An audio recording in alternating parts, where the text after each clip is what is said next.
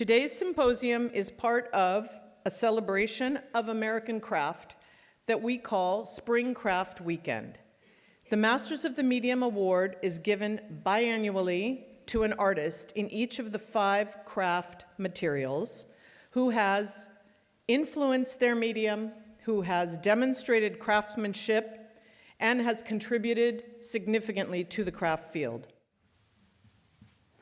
Another thing on inspection object like this, you can see the silver solder that defines the construction of the piece, and it belies the sense of it as a cast object.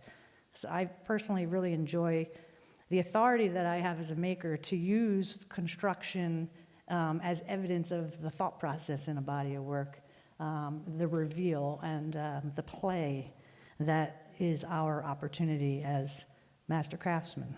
I was thinking of the incidence of the mark itself as ideological. And it's kind of like a craft propaganda idea. It's like a revision of the arts and crafts revision in conversation with the commercial interpretation that still pervades, home goods catalogs and so forth, the industrial hand-wrought hammer mark.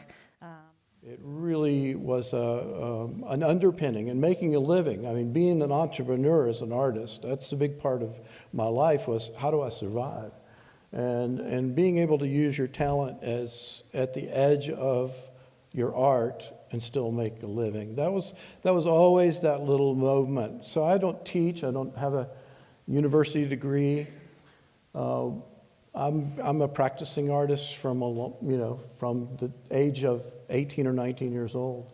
And so it was a real important moment for me because it taught me that it's not that my work was wrong, but sometimes I had to realize that my audience was not necessarily where I lived, and it was broader than that. These are shots of a residency I did in the Dominican Republic in '85. And this was the kind of a pivotal piece for me that I did there. It's when and where I realized that I was interested in making a kind of a portrait of a time and a place and incorporated everything that I knew about that place. 2000, we basically opened up this wonderful teaching facility on our farm. What I would call an in-depth coursework in figure ground, classical figure ground composition, because what I saw in quilt making is that so many quilt makers did not understand it. So little by little, I worked and worked, and because often the same students would be coming back, I could push them to a much higher level. When I said I was a tough teacher, I'm a tough teacher.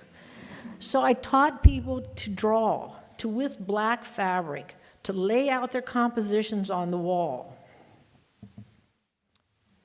This is kind of an emotional day for me because I used to play hooky in this building as a high schooler. There's a language I believe in what we do. I learned, that involves the material in that language, almost an instinctive kind of intellect that carries over with craft materials. That's such an instinctive part of me forever, And, I've always been interested in ritual, and I started making these mini kind of rituals out of aluminum and glass. I work with this kid here. He got cancer. He just had a chemotherapy treatment, and then I do a lot of work with pediatric cancer, and we formed a team of kids that took over the art projects and made this collaboratively. So that was truly emotional and encyclopedic. The temporal quality of everyday life that we go by through it. My wife and I walk a lot. From one day to the next, our environment's changing. It's really changing. And we spend a lot of time, like you said, an inordinate amount of time to capture something that we're trying to communicate.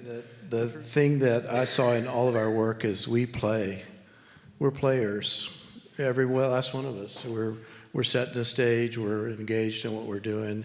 And it's humor sometimes, but it's also the fun part of what an artist's life is all about, is being there, being immersed in work, and being surprised by it. And I feel like that's one of the greatest joys in making, is being surprised by your own work and then being in love with the work like you've seen today. I mean, it's just, great work is made by these 5 people. And I just feel like they're doing something that makes us related and connected, because we're all sort of on a similar kind of walk or journey.